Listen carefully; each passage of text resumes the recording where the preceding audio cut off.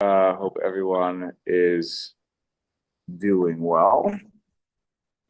All right. I think it's working now. Oh yeah. Okay, good. All right. So last we left off a couple of weeks ago, we had just finished Reish Ayin Daled. So I just wanted to add one thing to put a bow on that discussion. And that was with the last Sifler had said that the nighttime meal and also the meal in the morning are impossible. It's impossible to do the Friday night meal and the Shabbos morning meal without bread. And so I just wanted to share one thing that the Aruch HaShulchan wrote about this topic, and we'll talk about it more in some months from now when we get to the topic of Shalosh Shudas. But the Aruch HaShulchan, so you don't have this in front of you, but you could just listen for a moment. Where am I? Here's my spot here. So he writes here,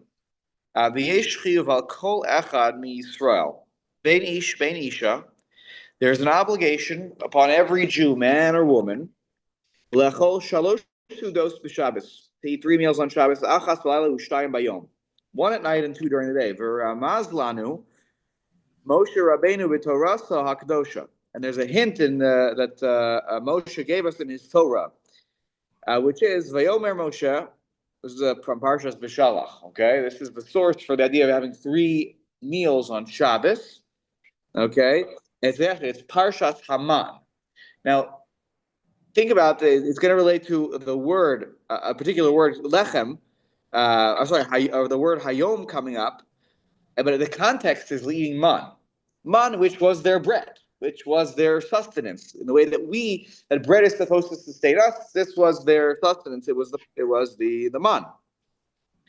And the pasuk says, "Vayom Moshe achluhu hayom ki shavas hayom laHashem hayom lo timsuu basadeh." Moshe said, "You shall eat it today, because ki shavas hayom laHashem. Today is a day of rest for Hashem." Right? Hayom, today, lo timsu basa, you won't find it being the man in the field.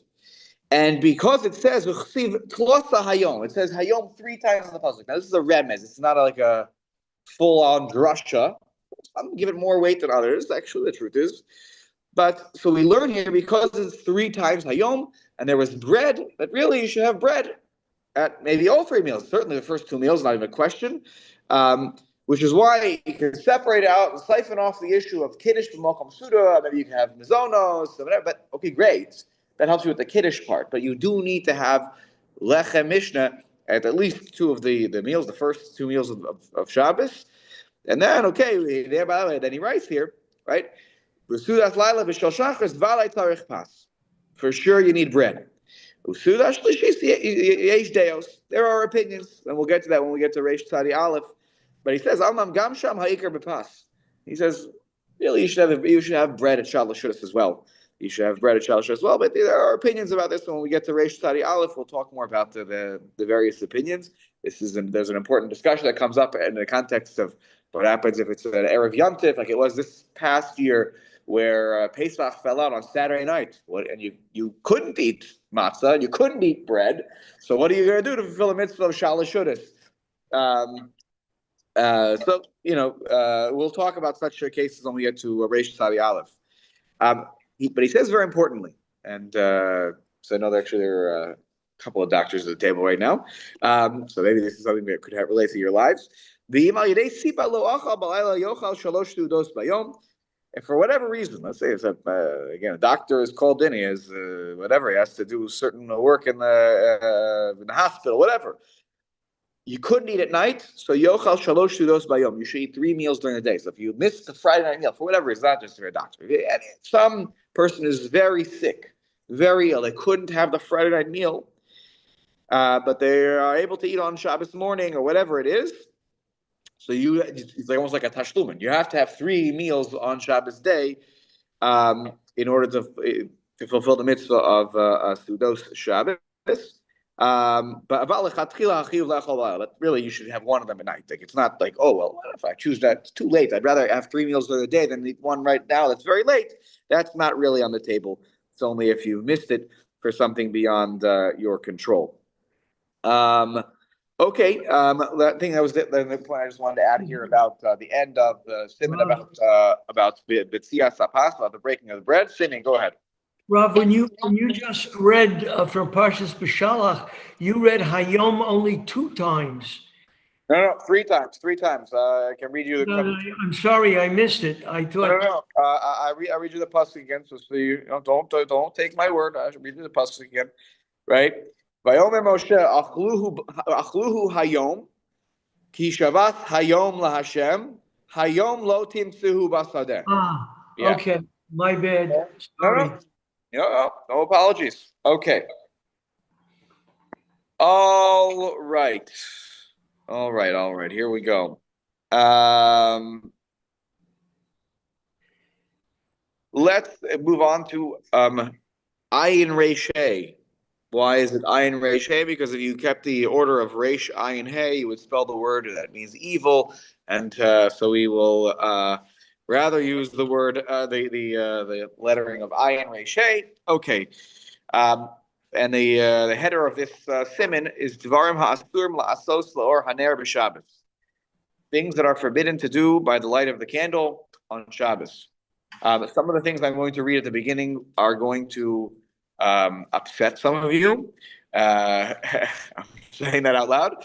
So please be patient and understand that the things that you do are not wrong, okay? It's going to sound like a lot of the things that we all do are wrong, and just we don't live in the same context when it comes to light as those who lived in the time of the Gemara or in the time of the Shulchan Aruch, or even for that matter, 100 years ago. Though already at that time there were changes in the source for light in the home. All right, let us begin. So we start off here with Ein Polin. Now, in my edition here, I don't know if does it have it on the, yeah, it does, okay. So it gives a little explanation. What is Polin, okay? So Perush, Livor es hakinim mehabegadim. This is lovely. You're not allowed on Shabbos to burn lice off of your clothing. Is that a way that people would had in the past got rid of lice? Is that like I didn't know if that was like a, you shake it out over the fire in order to burn the lice. I don't know. I'm not sure what the historical piece here of getting rid of lice off of clothing. Remember when he wrote this? It was in the 1500s, and they didn't have dry cleaners then. No, for sure. By the way, this line is taken straight out of the Gemara, so this is more ancient in terms of its origins. But again, so okay, you're not supposed to burn off the lice off your clothing. Okay, that's not a surprise. To use the candles in such a way would be inappropriate because you're destroying destroying a creature, and that's not allowed. What do you got? What do you have here? It doesn't only mean to burn; it also means to remove. To remove? That's what I was saying. To remove you're not supposed to remove. Oh, that makes more sense. You should know. I was looking. That makes more sense. Thank you, because I was looking like, why are we talking? Obvious. It's like it's a double punch that he can't burn.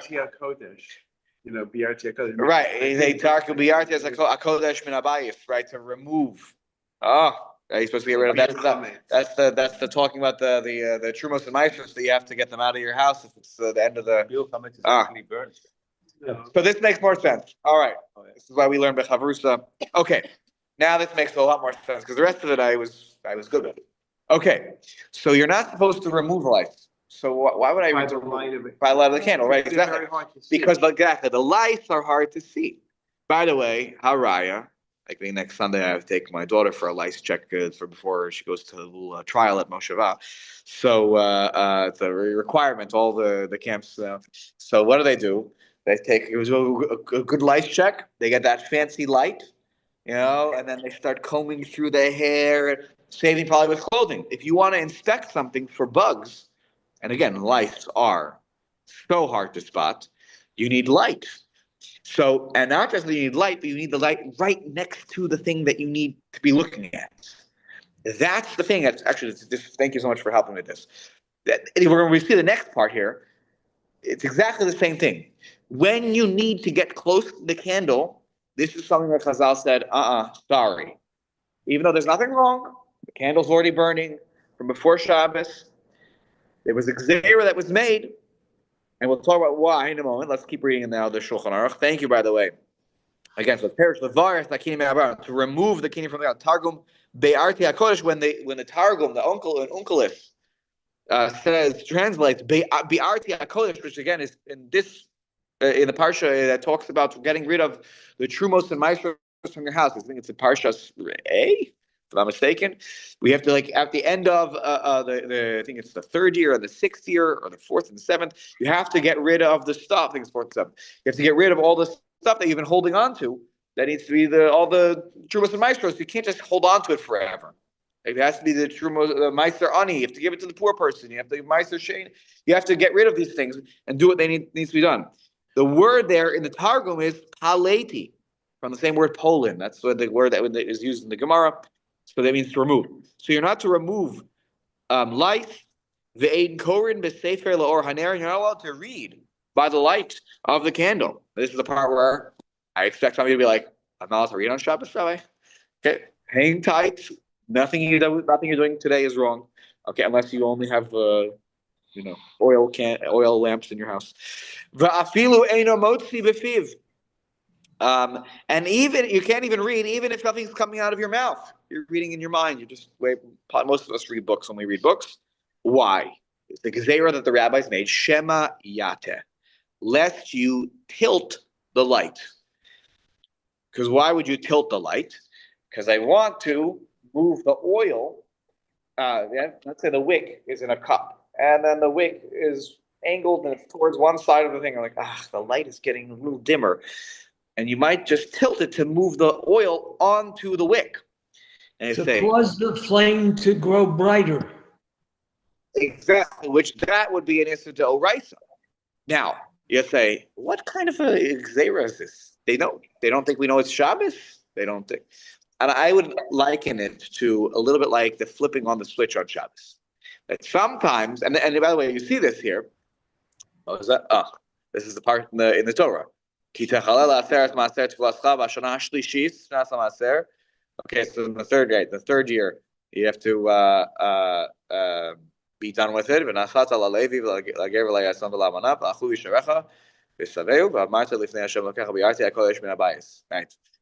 So at the end of the third year, I think also at the end of the sixth year, that you have to make sure that that all the trumos and maestros are out and distributed where they need to be. Anyway, so what's the problem here? If I tilt it, so I create this issa d'oraisa, but I would liken it to the flipping on a light switch that not.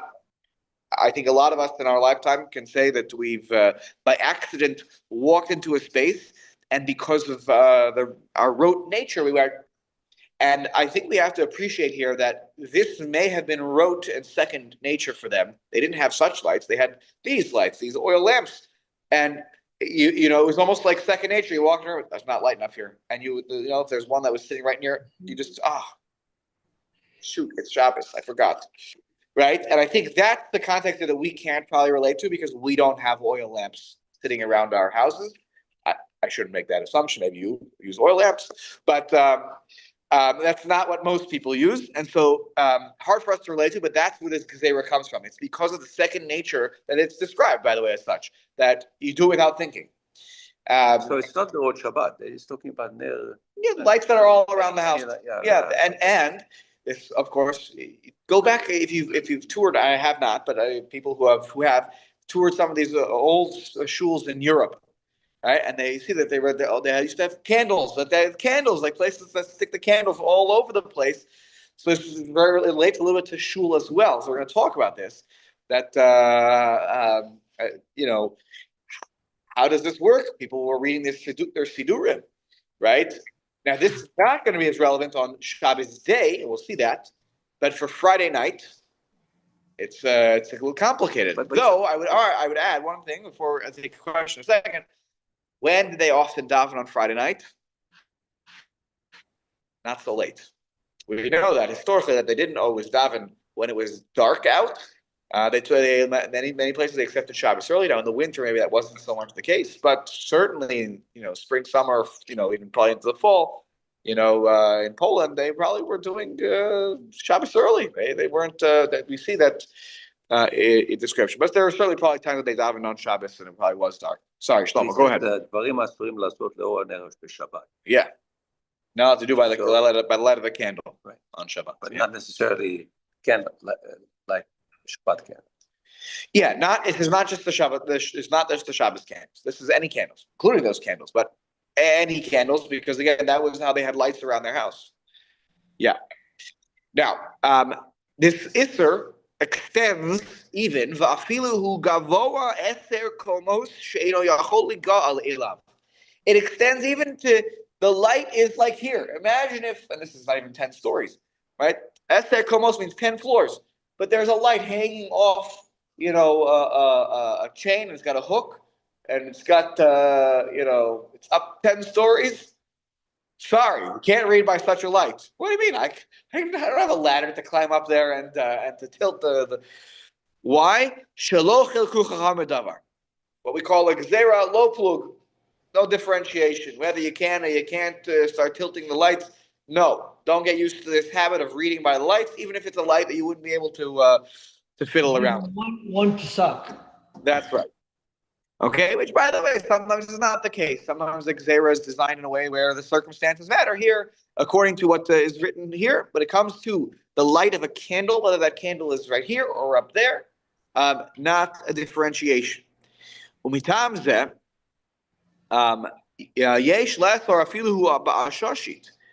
Ashashit, I believe, are coals. So, and for this reason, it's also prohibited. There are those that would prohibit. Even if it was, I think it's covered with glass, the inside of the ashashit. Oh, the glass. Right. But if it was covered by glass or kavua, turn the page. Bechor shabakosa. There's a hole in the wall where there's a light. It's like in the inside the wall. Yeah, it's inside the wall. Obviously, it's accessible, but it's got its kavua spot. V'chein bener shel shava, and also a candle of wax. Okay, even though when you would tilt a wax candle, I don't think it's quite the same effect as in terms of getting the wick onto the spot. And we'll talk about the wax candle. There's actually a different problem with the wax candle. The Mishnah Berurah is going to specify. Though I would add that some wax candles that I have used, if you think about a Havdalah candle, which is like a mountain shape, the liquid builds up, and if you take it and you pour it out, you actually will cause the flame to get bigger. So by tilting it, you do actually get some growth. But if you think about those like white Shabbos candles, the white ones, right? If you tilt those, I don't think you're getting any extra flame per se, but that's why it's going to be a bit of a different problem with that. Now let's go to the Mishnah Berurah. Right. Wax. What was that? You're melting the what? Wax. Yes. Well, yeah. That's what I'm describing. But if you have the white, those candle where the wick is like just not that there's like a place where the wax is pooling, then it won't help as much. But there's again a different problem. We'll talk about in a second. Okay. So we have here. Even if it's 10 stories high, even if it's in a glass case, even if it's in a spot that's kavua, that's fixed into the wall. So let's talk about all of these situations. Aleph in the Mishnah Berurah. Here we go. Ein korin. You're not allowed to read a book. Okay, I think probably everyone around the table, if I had to guess, has read a book on Friday night at some point. Okay, or a chumash or something like that. So let's save everybody from isurim here. Okay. You're also not allowed to check your tzitzis when it's by the light of a candle on Shabbos. Anything that requires iyun, like investigation, you got to look into it, where you need to look carefully.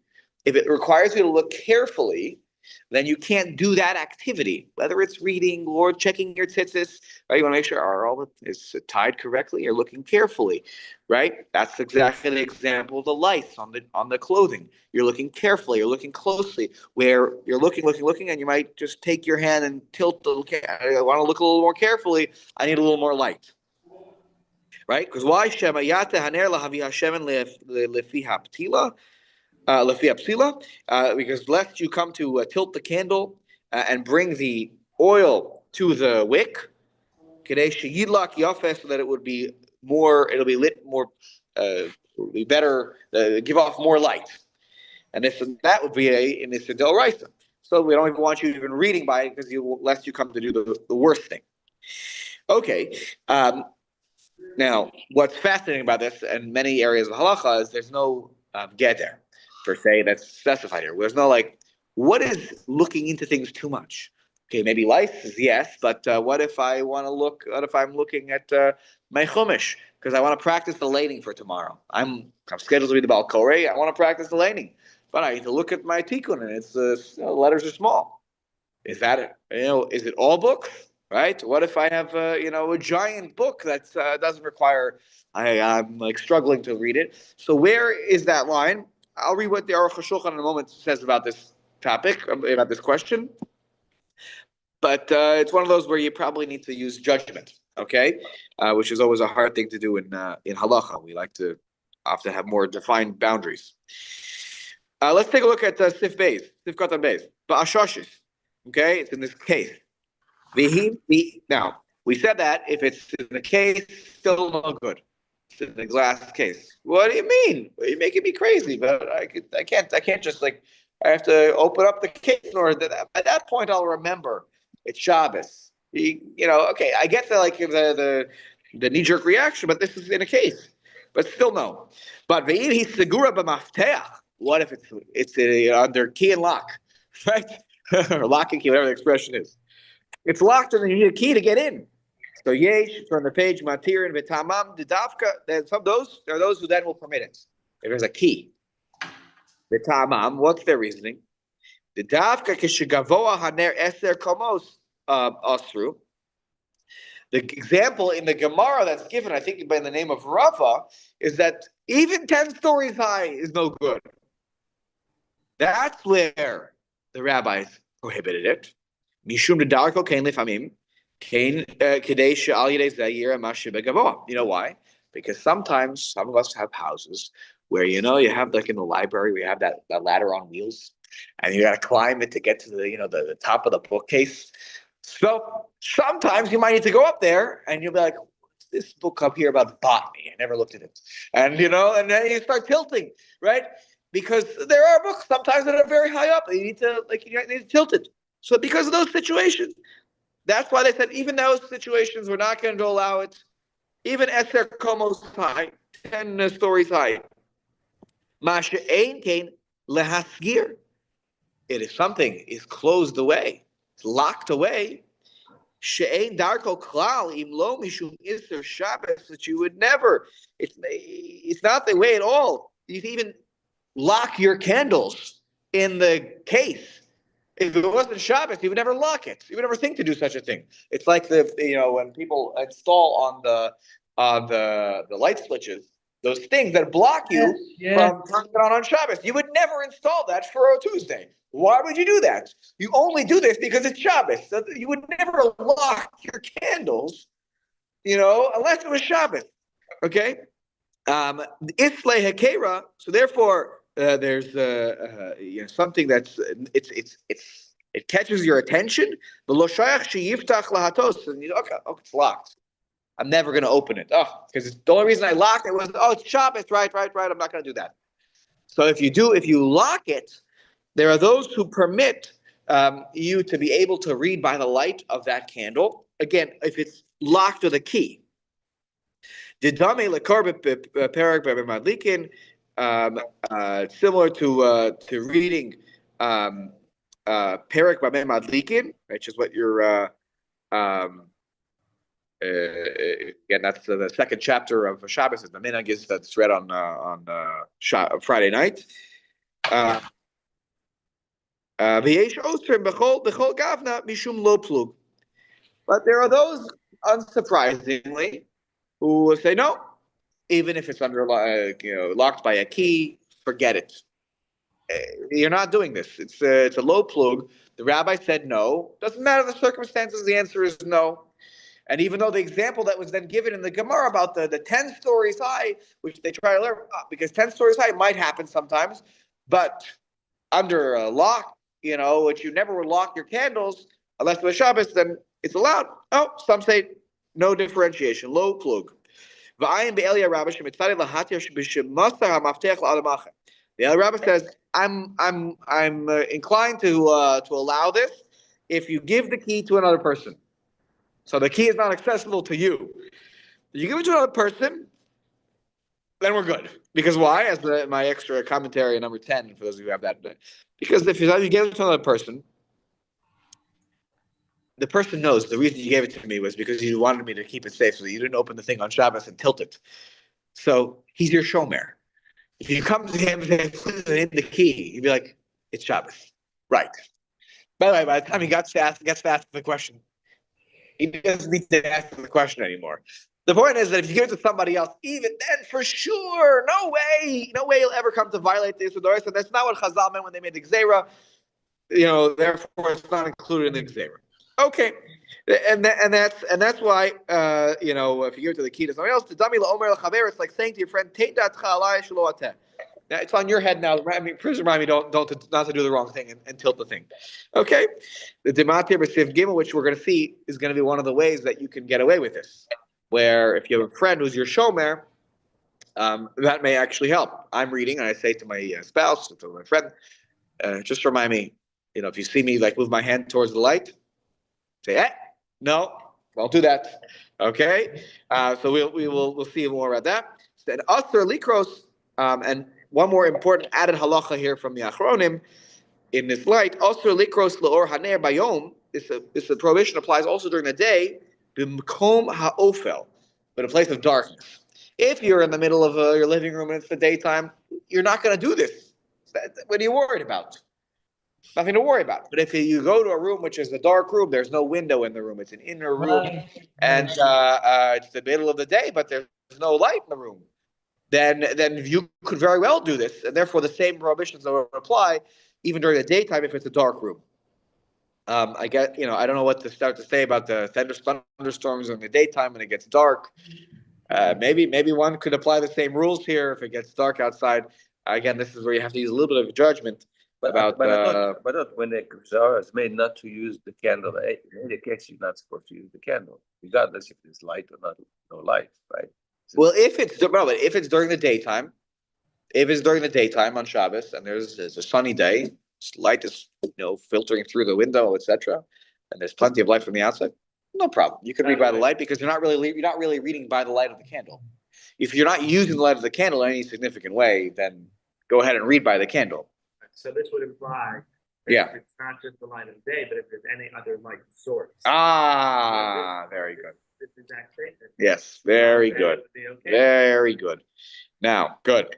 Okay, but just because you didn't hear Simeon, Jeffrey said that this would imply that if there is any other light source, not just sunlight, then this changes the calculation. This changes the game in terms of how we analyze the situation. Yes, Simeon, what do you want to ask? I wanted to make a point. What the Mishnah Berurah is afraid of is the knee-jerk reaction. How many times does somebody leave a room and just reach out and snap off the light? It's almost without thinking. Yeah. And they want to very much avoid that. Correct. Yeah, and they're picking the scenarios where most people are most likely to do that sort of knee-jerk reaction, which is when you're reading and you're trying to get more light. When you're looking into something very carefully, that's when you're going to tilt the light by just that's just how I'm wired. And they wanted to prevent that, so they said, okay, these actions will not be allowed by the light of the candle. And by the way, Rav, when Shabbos clocks first came into being, many Rabbanim prohibited it, and among them was Rav Moshe. Rav Moshe prohibited the Shabbos clock because he felt it was like asking an achri. It was like asking an Anju. He So was I afraid thought it's again better. of a malfunction that might be adjusted. Is that what he said in the tshuva? I don't remember that part, but it's very possible. But yes, we will. We'll get to that. When we talk about actually, we're not that far away from talking about the Reish Ayin Vav is the next seven. Dinei Ner Shehidlik Eino Yehudi b'Shabbos. What happens when a non-Jew lights the candle on Shabbos? And can you or can you not use that light? Can you benefit from it? So we will be there before long to talk about that. And we'll mention Rav Moshe's tshuva, I assume, in that setting. Oh, okay. Now we also said. Now I understand the case about the ashashis, the glass case, and what if it's kavua in a hole in the wall? Okay, no, unless it's under lock and it's locked away. What about the wax candle? The wax candle. When you tell the wax candle, you don't. It doesn't. It doesn't increase the size of the flame. It's not catching more of the wick. The wick is surrounded by the wax. No, it does, because if you got that. It'll melt it faster? If it's cooled. But what if you have the those like white Shabbos candles? If you tilt those, I don't know if you get more. Do you get more? But when you're tilting, you're melting. You're melting, so I guess it is. So you get more. Okay, so maybe on a simple level that could be enough to explain this. But there's more that's explained here in this situation. But Rav, isn't even the lit candle itself muktzah? How could you possibly touch it? For sure, you can't. It's not about whether you tilt it. But if I have wax candles in my room, am I going to sort of knee-jerk reaction, reach up and tilt it? Because I only will tilt something if I actually think it will give me more light. And so, Hinda and Tommy were saying, yeah, you might actually do that. In which case, I am more susceptible to going like this and just tilting it without thinking. If it's the kind of light that's not going to help me, why would I be naturally inclined to do it? I wouldn't be wired that way. But he's asking, asking a question, very good questions. By touching the candle, you're not allowed to touch it on Shabbat. For sure. But no issue here. But I wouldn't touch the candle unless I could actually make it a bigger flame. Right? And so, but they're saying. But you can. You'll melt the wax quicker, and you'll get more wick exposed. In which case, you get maybe a bigger flame. So, but there's something else here going on. Sifkat on Gimel v'chein v'chulei. Hi v'chein. This word v'chein, right? So, and also the candle made of wax. We didn't have v'chein before. So when that v'chein. It's a careful reading here by Mishnah Berurah. Koy Aresha goes back to the beginning of the Siman. Divazen nami gazu shelo likros lefoneha. Right? You're also not allowed to read by the light of a wax candle.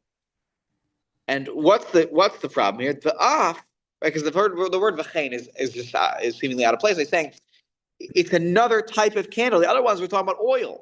So, but also wax candles are a problem. Why are wax candles a problem?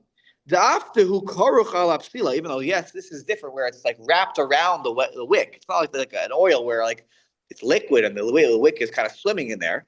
Here it's wrapped around. Like candles of wax or fats, shalanu, like we have. And here he says, by the way, he disagrees with you guys, but I hear what you're saying. He says, it doesn't make sense to tilt it. You're not getting much more. It's not like also, by the way, shemayata. What do you mean shemayata? There I'm kind of jiggling I want to move the oil and the wick so that it catches better. Here, right? I'm just gonna hold the wax candle like this. I lost my hand now. I'm trying to read, and so I have to hold it like that because otherwise the benefits go away right away when I put it right back in its spot. So he says it's not necessarily that. There's a different problem that I might do what's called yimchot, which is shemesi rosh hapsil lahasir chashka. I will remove. Apparently, there was I don't know if it's such an easy thing to do as a knee-jerk reaction, but you would remove the top of the wick, rosh hapsil lahasir chashka, in order to remove the darkness. Because what might happen? You you you want to I guess make it into a stronger flame, and maybe you tell me. I mean, well, you think the Aruch HaShulchan has a different explanation of this, but the if you remove the top of the wick, or sorry, you think about it like this. Yes, You, yes. I want to say he's almost like saying like that you're removing it, like you're moving it up like this, and therefore there's No. more wick. The top of the wick is charred. The very top of the wick is charred, and if you pinch that off, be inclined to do that because then the flame would increase. He is saying, I don't know that the flame will increase, but he's suggesting that you still have the same problem of increasing the volume of light that you might do on Shabbos. Interesting. So meaning the top is burnt, so therefore if I take that off, I will get a stronger, better flame, as opposed to if it's short off. Interesting, because he says here the last few words of "V'nimtza shu mechaba," and therefore at that moment, what you're doing is actually mechaba, which means like you're kind of putting out the flame for a moment. I thought what he's talking. I don't know. I thought I don't know if this gives a better explanation down here at the bottom, Steve. Does he give the explanation? I thought what he was saying is like if you remove the top of it and you move you take it, so you move it up, and therefore now there's more wick that can be lit at that time, thus making a bigger flame. But also at the same time, by the way, when you do that, because you're putting your finger there, you're probably also causing it to flicker and therefore to go down and then up, and it's a whole problem in the Issur D'Oraisa. And I believe that the Aruch HaShulchan explained this in a way that to me made a little bit more sense. I'm just going to find where he says this. I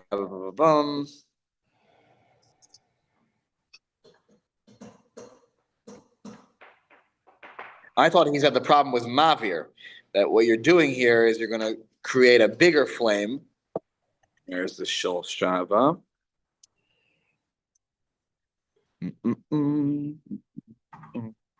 Where is it? Oh, here. You're right. Okay.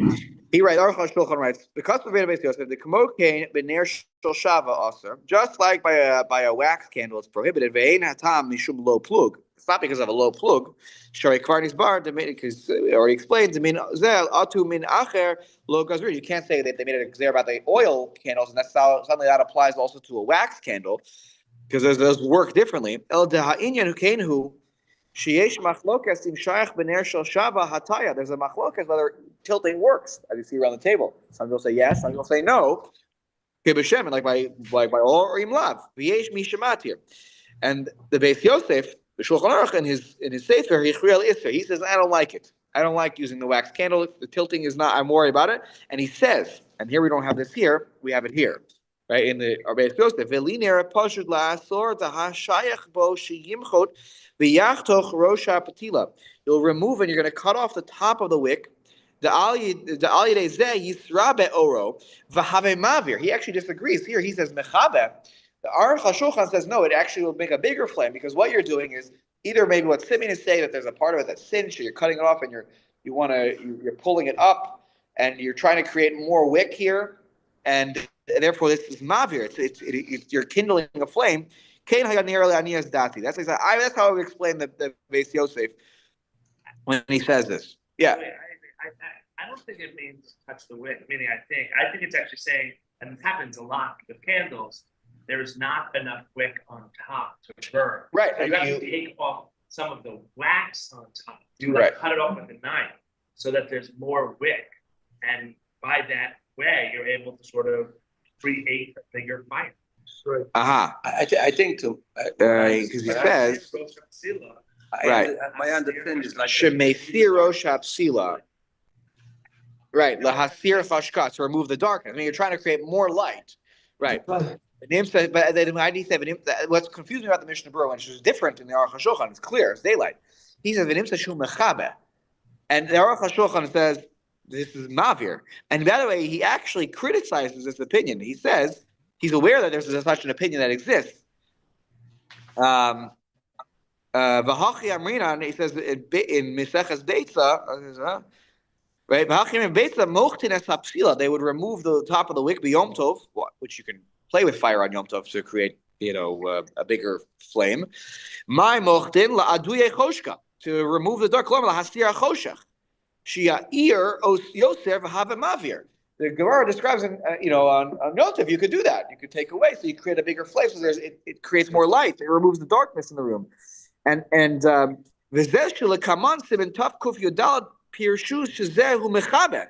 says that later on in Taf Kuf Yodalad they explain that this is mechabe, which maybe there's a little mechabe at the beginning, maybe there's a little bit extinguishing at the beginning. I don't know.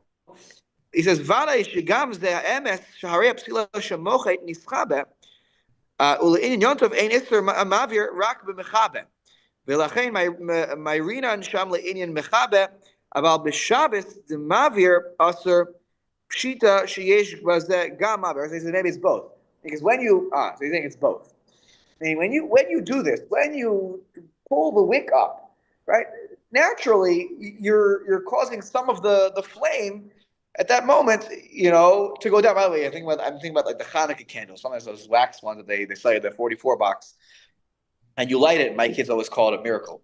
Okay, my family. When you light it, it goes down a little bit, and then suddenly it goes back up. It's a miracle happened, because Hanukkah, so you have to have a miracle.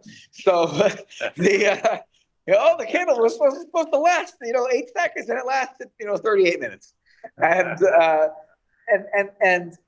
But when you have that at the beginning, first it goes down, right? So if you're adding things into the mix, either it's your finger or it's right? When you do this, actually, you're you actually mechabe and also increase the light. Yeah, and anyway, so therefore the mechabe, and then also, but the reason they don't mention mavir in Yom Tov is because there's no issur of mavir on Yom Tov. Mechabe, to put a flame out on Yom Tov or to lower it is a problem unless you're doing that for the purposes of food, and then there's that's a different discussion right now. But on Shabbos is also mavir, and that's why he says that it's not mentioned in that siman. But here we can mention it too, even though the Mishnah Berurah only mentions mechabe, but really it could probably be both. Okay. Now let's pause here and let's go over the Aruch HaShulchan. I want to read a little bit of the Aruch HaShulchan because all of you are thinking, wait, I don't want to leave you with that you're thinking next Friday night, so I can't read anymore. It's you got to talk the whole time. What am I gonna do with myself? So, let's explain. Our situation is very different. The Aruch HaShulchan, Mishnah Berurah is aware of this too, by the way. I don't think he lived in such a different time than the Aruch HaShulchan. They were contemporaries, but the Aruch HaShulchan gets right down to business. Okay, so you don't have this in front of you, so just listen and I just love his clarity. I find that his Aruch HaShulchan explains things. It's clear where it comes from the Gemara, and he gives you the whole background also. So he says, also lishtamish lo haner shel shemen. Right off the bat, he tells you can't use exactly the light of a candle that's an oil candle. And what can't you do by that? He doesn't leave it. He adds an important word here. He says, anything that's a davar shetzarich iyun harbe, where you need to look into something a lot. Kagon lefalos begadav. You need to check your clothing for lice. Things that look similar to each other, or you might need a candle to figure out, which one is this one? Is this the fleishik pot or is this the milchik pot? I bought the same kind of set. The only difference is I put a little blue, mark on one and a red mark on the other. So you have to look carefully, right? But and I have to look carefully to differentiate. That's when I can't do this. To read a book. I'm reading a book. I'm lost in the book. Right? He said, I'm going to forget what's that Shabbos. If you are reading a good book, right? Or you're learning something in the Gemara or whatever, you get really into it. Yeah, I'm thinking it's Shabbos right now. I'm into what I'm doing right now. I'm in my moment. As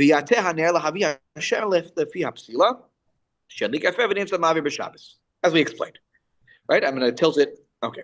Even if I'm not reading out loud. I'm reading it in my head. I'm still going to be careful. I want to read every word carefully. V'yavela hatos, and then you'll come to tilt. V'hinei, ein safek dehachashash d'shem hayate lo shayach el makom sheyesh lochush sheyisma'et haor mikamo sheliku v'yitaknu behatayoso sheyeh oro k'mikodem. This gzera is only shayach. It's only relevant in a place where there's a concern that the light can get dimmer, and therefore fixing it is a possibility. But if the light came up shalahem, like how they used to use candles, they would put oil into a kli, into a vessel. They would put a wick into it, and the wick would be on the side with sad kakli. And then what would you need to do? I would need to, when it gets little, the flame gets little, Hashemen niskaten, she's might, Hashemen niskaten haor, the light gets little because the oil went down. V'yatehu lavi Hashemen le'afi apsila, and you got to tilt it so you get the oil right onto the wick. Taken haor she'ilak yafen. And here's where he says the proof is very important. Shekain Pirshu Rashi. This is how Rashi explains the Gzera. That it's all about bringing that there's a dimming of the light and then bringing the light back to how it was. Rashi explains it like this. The Ran, the Rav Avadja ben Bartanura, I guess it's Rav Avadja ben Bartanura, right? Even though who explains the Mishnah, right? The Gam Lashon HaRambam, the Ferish HaMishnah Sham, the Takein HaOr, he writes, to fix the light. If a light stays consistent from beginning to end, right? When it goes out, right? It's like the old light bulbs. They would pop, right? Like gone, right? Right? Do you ever remember that sound? The sound, we don't hear that anymore, right? Now we have the LED lights. They used to be like when you would turn it on the last time and it would be like, poof. Oh, give you terrify you, right? Right? I miss that sound. Okay, it's less efficient. Okay? Like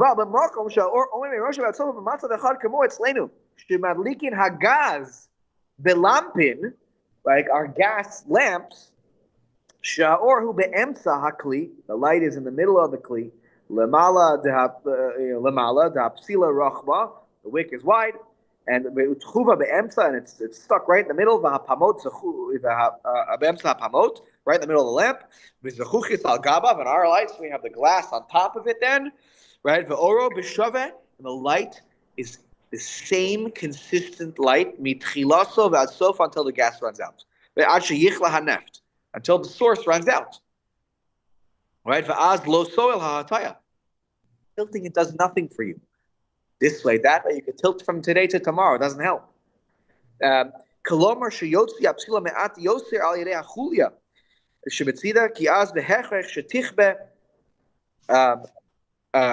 trying to bring out the wick a little bit, through the hole on the side, and okay. If anything, it's going to you'll actually cause it to go out a little bit. As long as the source hasn't gone out, as long as that source doesn't go out in the gas lamps, it's the same consistently through and through. There is no dimming of the lights. The whole fear is that you're using a source, as he explains that, how the Rashi explains it, that's how the Ran explains it, how the Rambam explains it. It's that you have to fix the light. If you don't have to fix the light at any point, this Gezerah doesn't apply to that kind of light source. So, it's not shayach to say shemayate by this kind of a light. This is classic Aruch HaShulchan. He says, all my congregants are already doing this. What am I going to do? Am I going to get up from the pulpit and say, it's prohibited, you should be machmir? No. The many of the Jews, the majority of Jews, they are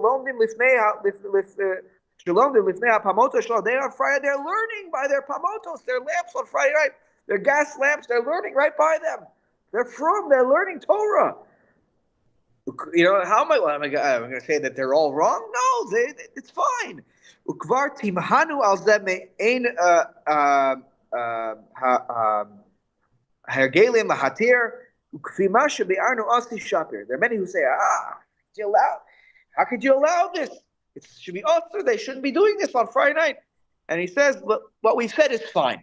It's Asi Shapir. It explains exactly why it's okay. And interestingly here, just for historical context, he quotes here, "V'chein ra'isi b'sefer Mishnah Brura." So I saw the Mishnah Brura. He was looking at his competition. So I looked at the Mishnah Brura and the Be'er Halacha, which we didn't read this one. Hopefully, maybe next week we can. Shekasa b'shem Misgeres HaShulchan. He quotes the name of the Shulchan paper. Misgeres HaShulchan Shesham Mikama Gedolim Heter Zem Yisvar Den Avshayu. He says, I saw there was a. He said he quotes from somebody who said, like I said. It says the mutter for the reasons that I explained. Below Heviu Divrei Rashi and Rambam, and the guy didn't quote Rashi and the Rambam. He should have brought the Rashi and the Rambam. It's even better proof, right? V'Haran, Bartanura, the Muchach, if you read those Rishonim carefully, it's Muchach. It's clear as daylight. It has to be a source that requires fixing. That the light will go down, and then I will need to fix it to get a stronger light. And this, off the bat. In our situations of our homes, our lights are consistent. And yes, I know that sometimes our lights can dim towards the end of their life. I don't know about you. I've noticed that recently with these LED lights, that sometimes at the end of their life, they are not so consistent and whatnot. But we are not accustomed to the tilting because our lights are so very consistent that this applying the Aruch HaShulchan Svar would lead you to believe that we don't have a problem, we don't have an issue, and as the Aruch HaShulchan says, we're all doing it. What you're going to also say we're all, avaryanim? That's not his style, and this hopefully explains a little bit. Just to give you some context. Don't this Friday night say to your spouse, by the way, no reading anymore. Sorry, we're done. Unless your house is lit by only like the Shabbos candles. If you only have the Shabbos candles on in the room, then you should think about this carefully because then this there does apply, even though you're not like, I'm not going to tilt it. But if the only candles on in the room are the Shabbos candles and they are like, those oil ones, where tilting it may help, you got to think about it. But usually that's not the situation that we're dealing with. No. All right. We'll stop here. Yeah, Simeon, go ahead. Rav, the last thing you said, I have difficulty with. When Shabbos candles are lit, If they're the only candles lit in the room, let me clarify. But it is when Shabbos candles are lit. It is one of the very few things, and it's the only thing I can think of right now, where the act precedes the bracha. Everything else we do has the bracha first, hamotzi lechem min haaretz, and then you chomp, you bite in. But the Shabbos candles, because if you would make the bracha first, then you'd be bringing in the Shabbos by virtue of the bracha, and you couldn't light the candles. Right, correct. That's why we do it.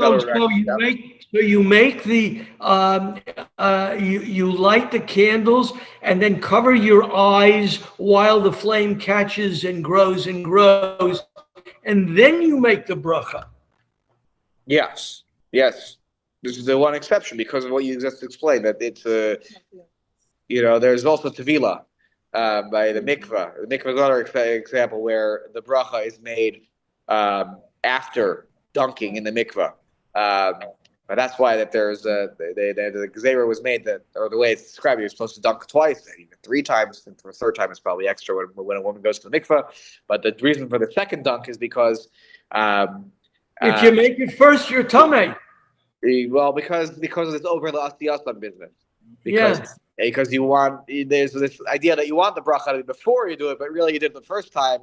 So it's probably really you're doing it afterwards. But yes, sorry, Simeon. So Natilia Adayim, correct. Natilia Adayim on Friday night, or not Friday. Anytime you do it, anytime you're done washing your hands. Yes. Okay. Very good. Thank you very much. Always a pleasure. Likewise, Simeon.